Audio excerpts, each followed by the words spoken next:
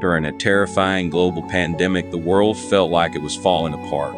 The central hospital where I worked had been overwhelmed for weeks. Patients filled every hallway, people kept arriving in droves, but very few ever got discharged, and those who didn't make it there were far too many to count. To avoid confusion between the living and the dead, we had to use color-coded wristbands, green for the living, red for the deceased. That night, I was on the overnight shift. I was waiting for the elevator to head down to the basement pharmacy. When the doors finally opened, I jumped. Inside stood a woman in a hospital gown, quietly smiling at me. It was unusual to see anyone up and about at that hour. The wards were typically silent. Still, it wasn't unheard of for a patient to wander around if they couldn't sleep. I nodded politely and stepped in, pressing the button for the basement.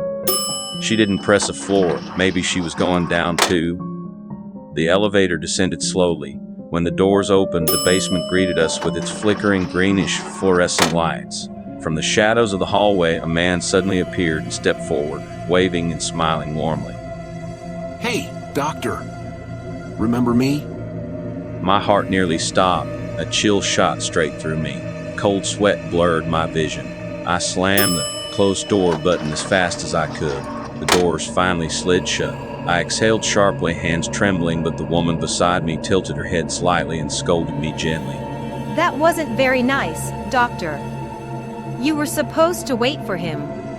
I backed away from her, barely able to whisper. Didn't you see the wristband he was wearing? Red. I was the one who tried to save him last night. He didn't make it. The woman's face began to blur in the dim elevator light. Still smiling softly, she slowly lifted her left hand. Red band? You mean like this?